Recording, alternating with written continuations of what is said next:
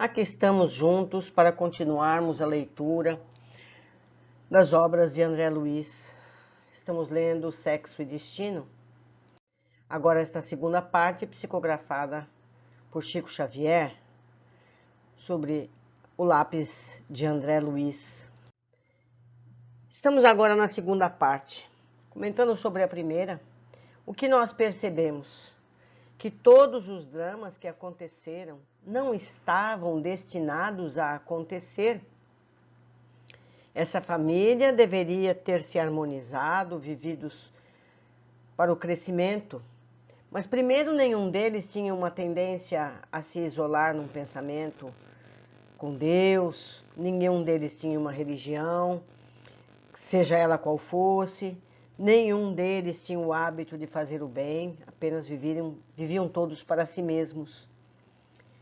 A menina não precisava morrer dessa forma, não é verdade?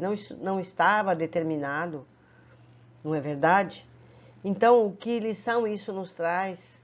Que nós precisamos ter mais equilíbrio, que nós precisamos pensar melhor na vida que temos, porque a espiritualidade não pode nos defender de todo e qualquer desvio que depende de nós mesmos. Mas vamos seguir agora para o primeiro capítulo da segunda parte. Quase 5 da manhã, quando nos vimos na intimidade dos Nogueiras. A casa jazia quieta, peças mudas, silêncio. Agitava-se, porém, Dona Márcia sobre a colcha leve, cansada de vigília. Varar a noite em aflição. Na penumbra do quarto, apoiava o cotovelo no travesseiro e a cabeça na mão, de pensamento longe. Tinha os olhos empapuçados de chorar. A filha adotiva não voltara. Ansiosa, esperava que o dia se levantasse. Telefonaria para a residência dos Torres para saber do regresso de Marina. Se preciso, chamaria Teresópolis. Queria comunicar-se com alguém. Desentranhar-se, sentia medo, o coração palpitava a catástrofe. Consultei-a mentalmente, procurando notícias de Cláudio. Alcancei-lhe a resposta inarticulada. Suponho reconsiderar os sucessos da noite. Passou a lembrar-lhe o retorno, horas antes, totalmente embriagado. Chegara tateando as paredes, esbarrando com os móveis. Inferira que ele tentara afogar o remorso em copásios de uísque. Ouvira-lhe os vômitos, escutara-lhe as descomposturas à porta, mas trancara-se, precavida. Carraspana e ressaca, rematando a criminosa aventura, não desejava cenas. Súbito quebrou a linha de reflexões em que penetrara. Repeliu minha influência, convicta de estar reafirmando para si mesma que atingira o ponto final da tolerância. Nada mais com Cláudio. Convertera a mágoa em nojo, aspirava a nova atitude, suspirava por desquitar-se, fugir. Deixamo-la engolfada nas alegações negativas. Buscando o aposento nos fundos, Nogueira aí se despejava em cama de solteiro, completamente equipado, sem alijar nem mesmo o paletó. Estirava-se de lado a expelir saliva grossa pelo canto da boca, ressonando, tranquilo, e com ele o vampirizador relaxado sob os efeitos do álcool, ambos largados, embrutecidos. Demorava-me na inspeção, quando a campainha do telefone retiniu. Com certeza, irmão Félix obtivera meios de abrir-me alguma porta, a fim de que me fosse possível atuar favoravelmente, imprescindível atacar o problema, advogar a proteção de que for incumbido. Tornei à sala.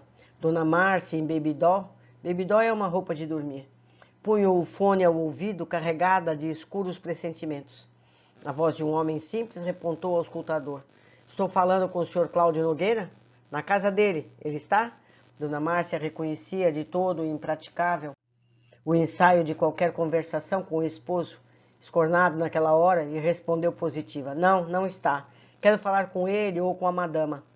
A interlocutora, experiente demais em trotes e adestrada no jogo das conveniências sociais, pressupôs estar em contato com algum novo despropósito do marido e indagou prudente. Com quem estou falando?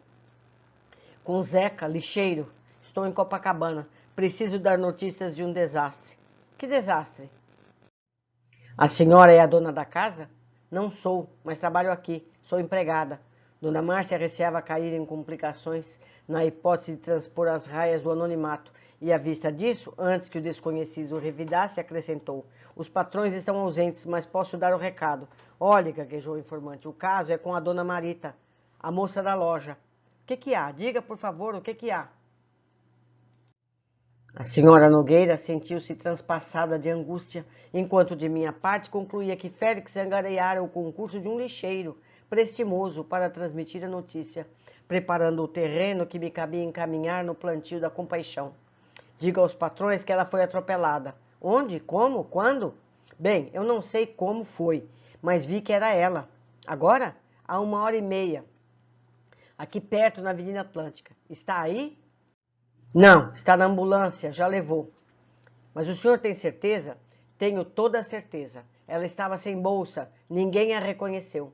Mas eu conheço Dona Marita, foi sempre amiga de minha mulher, desde que veio para cá. Minha mulher é empregada do edifício da loja.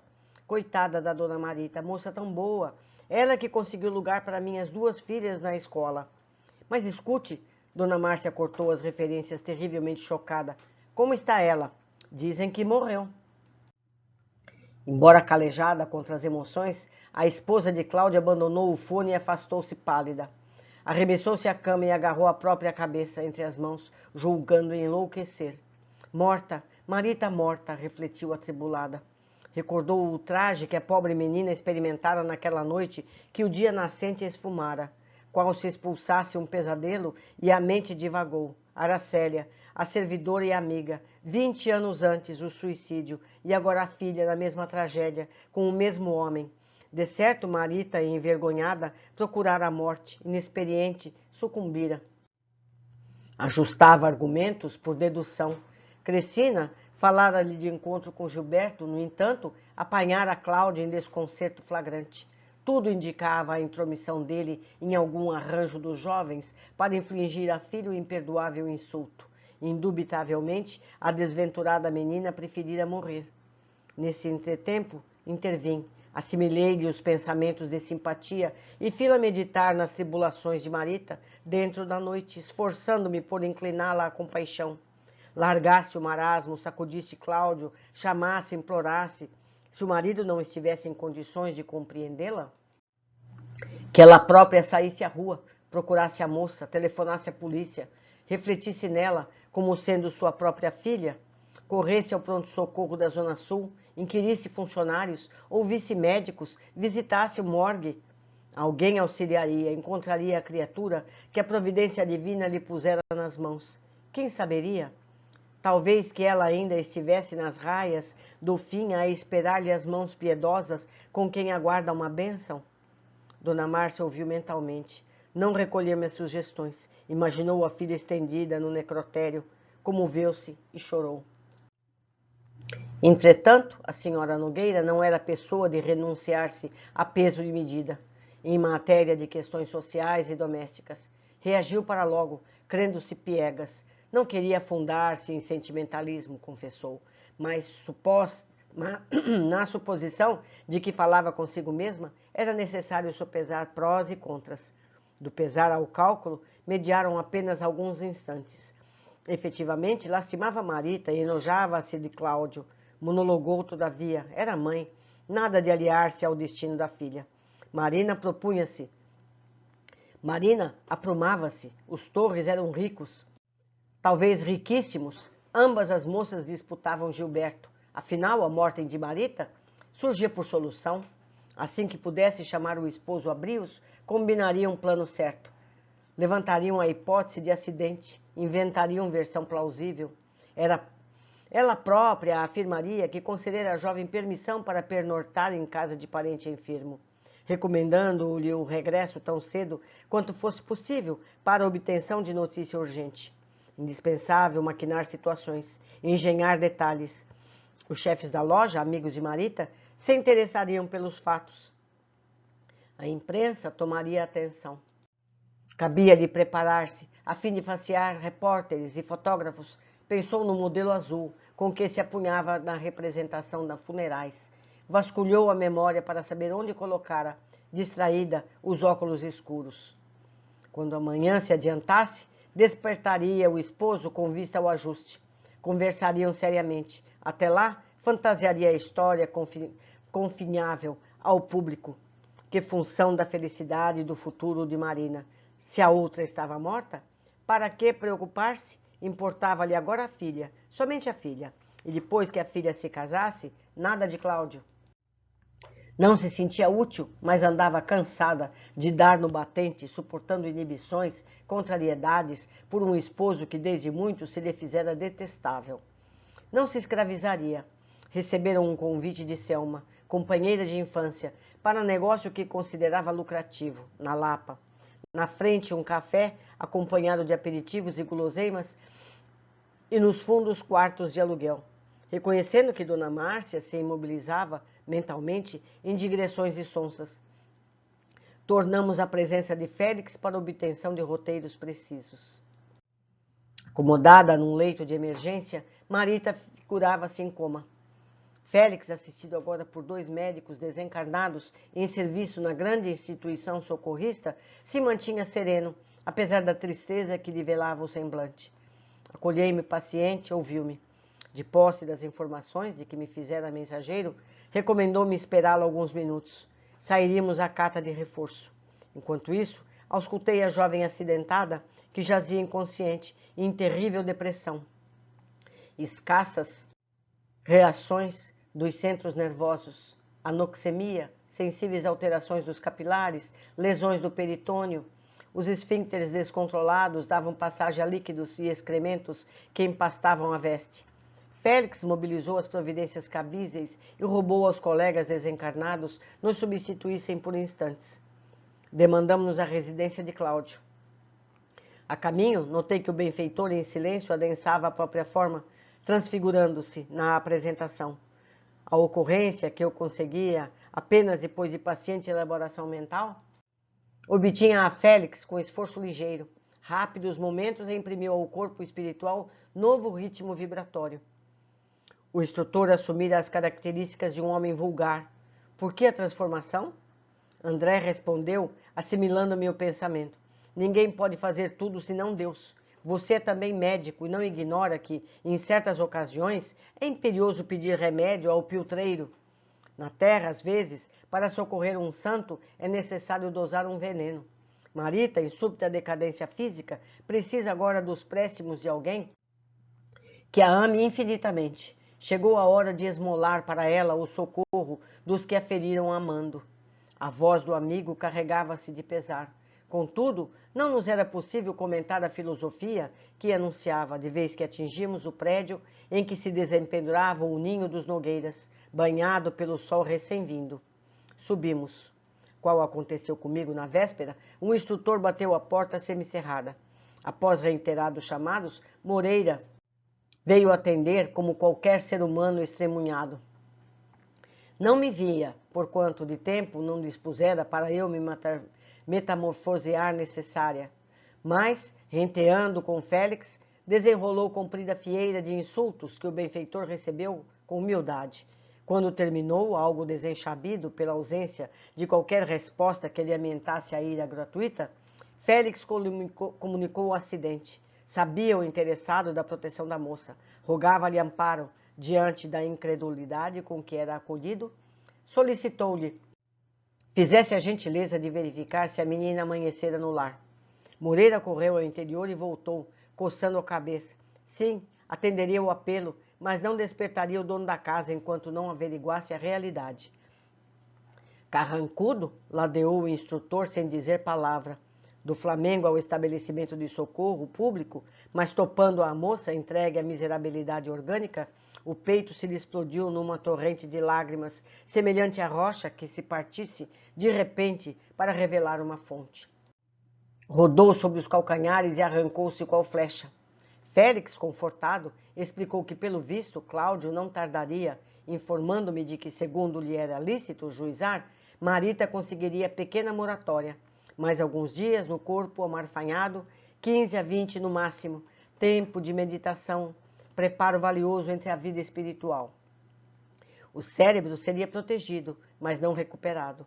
Desorganizara-se, Dentro de algumas horas, a moça poderia pensar e ouvir com regularidade, reaver alguns recursos da sensibilidade, enxergar imprecisamente. Entretanto, não mais contaria com o centro da fala.